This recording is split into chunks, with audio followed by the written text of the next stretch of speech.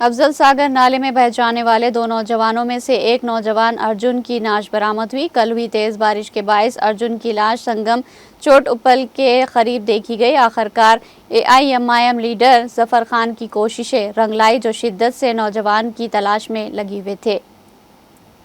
آج صدر مجلس بیرسٹر اسدالدین اویسی صاحب اور نامپلی MLA جناب ماجد حسین صاحب کی ہدایت پر، جیسے کہ آپ سبھی کو معلوم ہے، 5 دن پہلے دو لوگ جو ارجن اور رام، جو افضل ساگر مانگور بستی کے رہنے والے تھے، وہاں پر کافی تیز بارش ہونے کی وجہ سے نالے میں وہ لوگ بہہ گئے تھے۔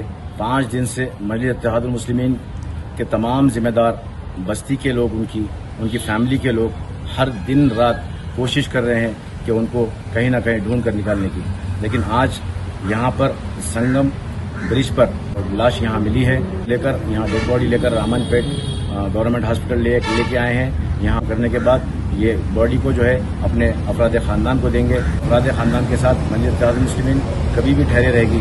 مجلس اتحاد المسلمین عوام کے مسائل میں، عوام کے مشکلات میں ہر وقت عوام کے ساتھ میں کام کرنے کے لیے۔ مجلس اتحاد المسلمین جملے بازی نہیں کرتی ہے، ان کا درد تکلیف دور کرنے کا کام کرتی ہے۔ ان کی ہر درد تکلیف میں دور میں مجلس اتحاد المسلمین آج ٹھہری ہے، کل ٹھہرے گی، ہمیشہ۔ مصیبت ہو، کوئی بھی کام ہو، کوئی بھی بغیر مذہب و ملت، مجلس اتحاد المسلمین عوام کے ساتھ رہتی ہے۔ آج یہ مجلس اتحاد المسلمین نے آپ لوگوں کو یہ بتا دیا کہ مجلس اتحاد المسلمین جملے بازی نہیں کرتی ہے، کام کرتی ہے۔